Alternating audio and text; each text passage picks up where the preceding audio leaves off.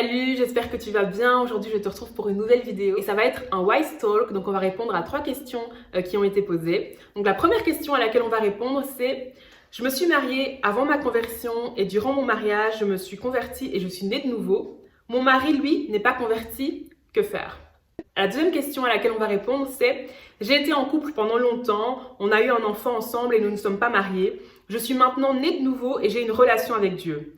Mon copain veut qu'on se marie, lui n'est pas né de nouveau et je réalise que nous n'avons pas du tout les mêmes aspirations. Est-ce que tu aurais des conseils par rapport à ça?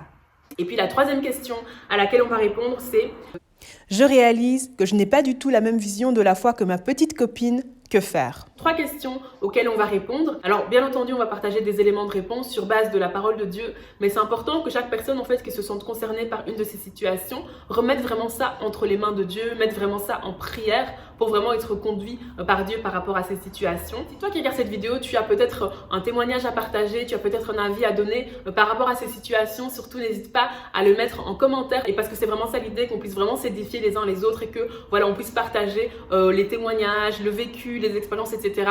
dans les commentaires. Donc n'hésite surtout pas à nous partager ce que toi tu as vécu par rapport à ça dans les commentaires. Dans le cadre des réponses qui vont être apportées, on va bien entendu parler du mariage, mais on va aussi parler de tout ce qui concerne les fiançailles, les fréquentations, les relations sexuelles et la destinée. Si ça te parle, surtout, reste connecté. Et si c'est la première fois que tu es sur la chaîne, je te souhaite la bienvenue. Je m'appelle Esther, je fais pas mal de vidéos tournées autour de la foi. Donc si ça te parle, n'hésite surtout pas à t'abonner et je te retrouve tout de suite.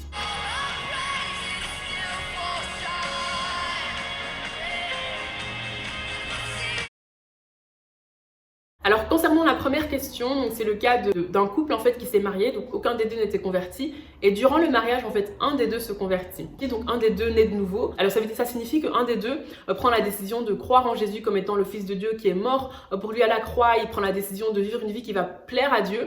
Donc de laisser tomber tout ce qu'il a pu faire, qui n'était pas dans la volonté de Dieu, pour commencer à faire la volonté de Dieu dans sa vie. Donc ça, c'est vraiment la nouvelle naissance.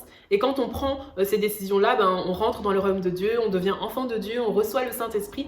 Et c'est vraiment ça le début en fait de la vie chrétienne. Alors les conseils qu'on peut donner par rapport à ça, ils se trouvent tout simplement dans la parole de Dieu. Pourquoi? Parce que la Bible nous dit dans 1 Corinthiens 7, versets 12 à 16, « Aux autres, ce n'est pas le Seigneur, c'est moi qui dis. Si un frère a une femme non-croyante et qu'elle consente à habiter avec lui, qu'il ne la répudie point. Et si une femme a un mari non-croyant et qu'il consente à habiter avec elle, qu'elle ne répudie point son mari. Car le mari non-croyant est sanctifié par la femme et la femme non-croyante est sanctifiée par le frère. Autrement, vos enfants seraient impurs, tandis que maintenant, ils sont saints.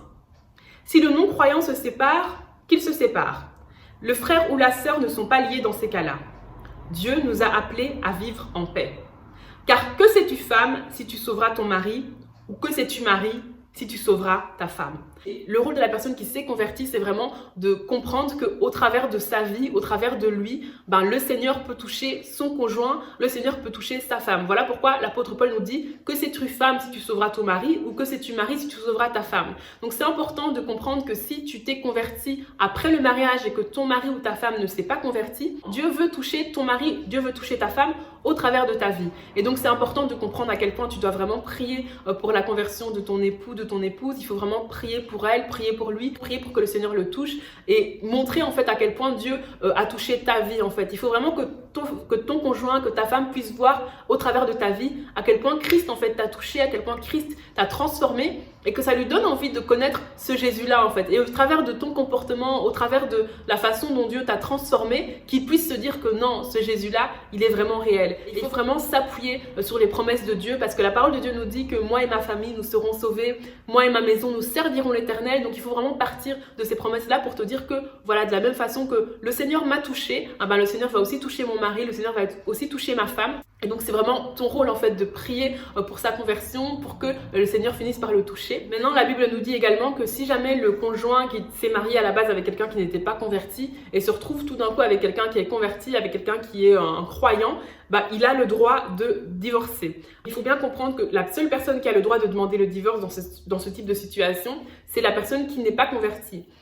La personne qui est convertie, lui, en fait, a le rôle de vraiment de faire tout, en fait, pour que l'autre se convertisse. Alors, il faut éviter, en fait, de trop marteler l'autre avec des versets, avec des prédications, etc., pour pas que ça devienne un peu trop lourd comme atmosphère, mais plutôt évangéliser vraiment par son comportement, évangéliser par sa façon d'être, évangéliser en montrant à quel point Christ a transformé, etc., et beaucoup prier pour la personne. Alors la deuxième question, ça concernait donc le couple, donc ils ne sont pas mariés, aucun des deux n'est né de nouveau, et puis finalement un des membres du couple se convertit, donc dans ce cas bien précis, c'est la fille en fait qui se convertit, elle naît de nouveau, elle commence à avoir une relation avec Dieu, son copain veut qu'il se marie, mais elle réalise qu'ils n'ont pas du tout les mêmes aspirations et qu'il n'est pas né de nouveau, et donc elle se demande un peu qu'est-ce qu'il faut faire. Alors pour donner des éléments de réponse par rapport à cette question, il faut parler d'une part du mariage et d'autre part des relations sexuelles. Alors il faut savoir que le mariage, c'est quelque chose qui a été créé par Dieu, l'architecte du mariage, c'est réellement Dieu. Et le mariage a été créé pour deux buts. Le premier but, on le voit clairement dans le livre de la Genèse, donc c'est de remplir la terre de la race humaine. Et puis le deuxième but qu'on voit également dans le livre de la Genèse, c'est lié à la destinée. Pourquoi? Parce que chaque être humain qui est sur terre a une destinée. Chaque être humain qui est sur terre a un but bien précis. Dieu a un plan pour sa vie. Personne n'est sur terre au hasard. Et ça, on le voit clairement dans Éphésiens 2:10 où la Bible nous dit « Car nous sommes son ouvrage, ayant été créés en Jésus-Christ pour de bonnes œuvres que Dieu a préparées d'avance afin que nous les pratiquions. » Et dans énormément d'autres versets, par exemple dans Jérémie, dans Éphésiens, etc., on voit vraiment qu'on a tous été créés pour un but. Et c'est vraiment suite à la nouvelle naissance, lorsqu'on est reconnecté avec Dieu au travers de la foi en Jésus-Christ, qu'on peut découvrir en fait ce but-là que Dieu a prévu pour nos vies. Donc c'est vraiment une destinée qui se trouve en Christ. Donc au travers de notre relation avec Dieu, on peut découvrir cette destinée-là, ce plan-là que Dieu a pour nos vies. Et le mariage, en fait, ça va faire que deux destinées qui vont être compatibles vont se mettre ensemble et chacun va propulser l'autre dans sa destinée.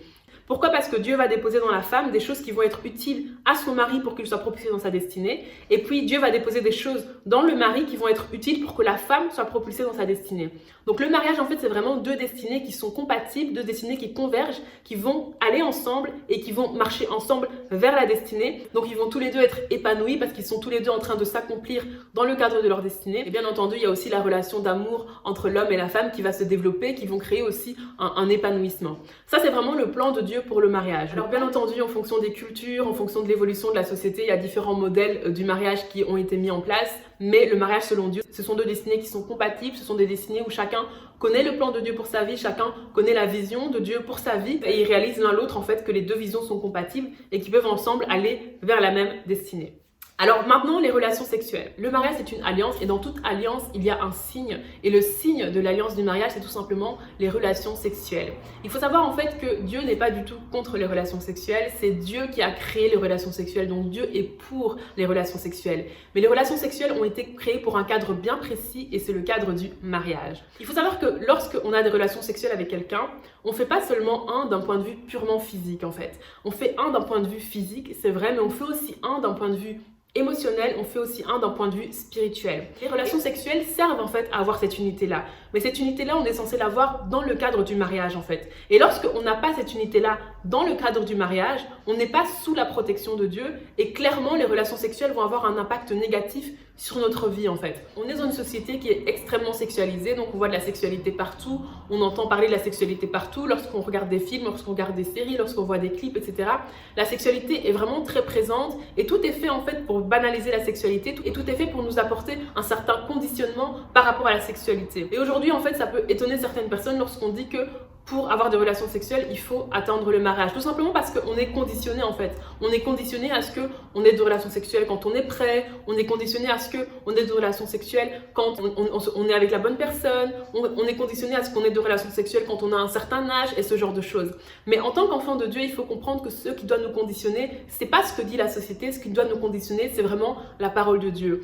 Et il faut aussi comprendre que Dieu est de notre côté en fait. Dieu nous dit que les relations sexuelles, c'est dans le cadre du mariage. C'est parce que Dieu sait très bien ce que ça implique d'avoir des relations sexuelles en dehors du cadre du mariage. Dieu sait très bien quelles sont les conséquences qu'il peuvent y avoir quand on a des relations sexuelles en dehors du cadre du mariage. Parce que Dieu l'a créé pour le mariage, mais lorsqu'on sort ça du cadre, forcément ça va avoir un impact et c'est un impact qui peut nous suivre jusque dans le mariage en fait. La parole de Dieu est vraiment là pour nous protéger et on doit vraiment faire confiance à Dieu parce que c'est lui qui est de notre côté en fait. S'il nous dit ça, c'est pas pour nous saouler, c'est pas pour nous embêter, il sait très bien pourquoi il nous dit ça. Par rapport à cette question, ce qu'il faut vraiment comprendre, c'est d'une part quel est le rôle du mariage, c'est vraiment deux destinées qui vont ensemble, deux destinées qui correspondent, deux destinées qui sont compatibles et chacun va propulser l'autre dans sa destinée. Et les relations sexuelles, Dieu n'est pas du tout contre les relations sexuelles, c'est lui qui les a créées, mais il les a créées dans le cadre du mariage. Donc c'est vraiment important en fait, si on se retrouve dans une situation où on a des relations sexuelles en dehors du cadre du mariage, soit se mettre en ordre par rapport à ça et donc se marier pour être en ordre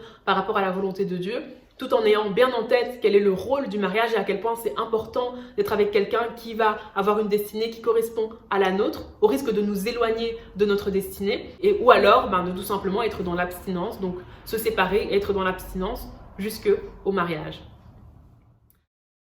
La troisième et dernière question, ça a été posée par un frère qui expliquait en fait qu'il n'a pas du tout la même vision de la foi que sa petite copine et il se demandait un petit peu quels sont les conseils en fait qu'il peut recevoir par rapport à ça. Alors ce qu'il faut comprendre en fait, c'est que toute la période qui précède le mariage, donc on l'appelle en général la période des fréquentations, la période des fiançailles, etc.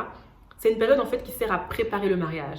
Alors pas à préparer la fête du mariage, mais à préparer la vie à deux en fait.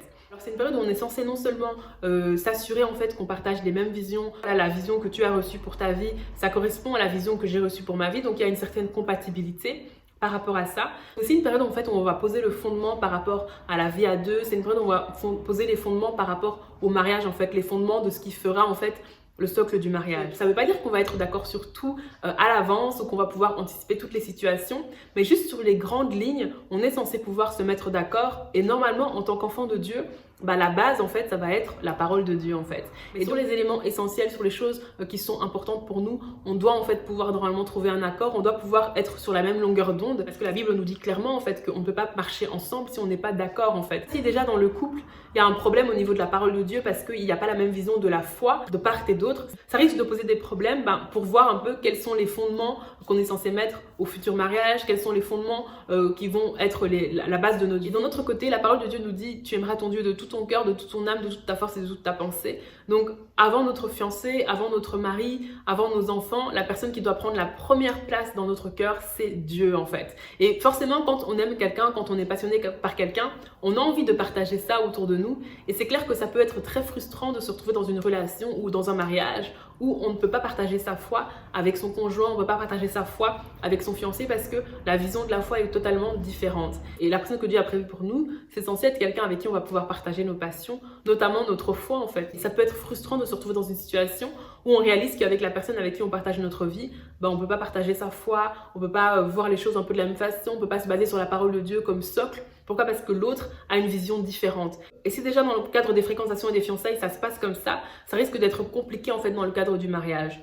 Et il faut vraiment faire confiance à Dieu. Il y a une personne que Dieu a prévue pour toi, une personne qui va partager la vision de la foi que toi, une personne avec qui tu pourras partager ta foi où tu sentiras que vous êtes sur la même longueur d'onde, que vous voyez les choses de la même façon. Alors ça ne veut pas dire que vous allez être d'accord sur tout, bien entendu non, parce qu'on ne peut pas être d'accord sur tout, mais sur les éléments essentiels en fait vous allez trouver l'accord sur base de la parole de Dieu. Pour ça il faut que vous donniez la même importance à la parole de Dieu, pour ça il faut que vous donniez la même importance à la relation avec Dieu en fait. Il faut vraiment faire confiance à Dieu et comprendre qu'il y a une personne qui correspond au profil, il y a une personne qui correspond à la vie. Il faut vraiment faire confiance à Dieu par rapport à ça. Donc voilà. Donc je te remercie vraiment d'avoir suivi cette vidéo jusqu'au bout. J'espère vraiment que cette vidéo t'a aidé, que cette vidéo t'a béni. En tout cas, si c'est le cas, n'hésite surtout pas à la partager autour de toi et n'hésite surtout pas à me dire en commentaire ce que tu en as pensé et à apporter aussi des éléments de réponse que tu aurais. Et si tu as des questions qui pourraient être des bons sujets de Wise Talk, n'hésite surtout pas à les dire en commentaire ou à me les partager sur les réseaux sociaux. Merci vraiment d'avoir suivi cette vidéo jusqu'au bout. J'espère qu'elle t'a béni. Et puis moi, je te retrouve très vite pour une prochaine vidéo. Bye.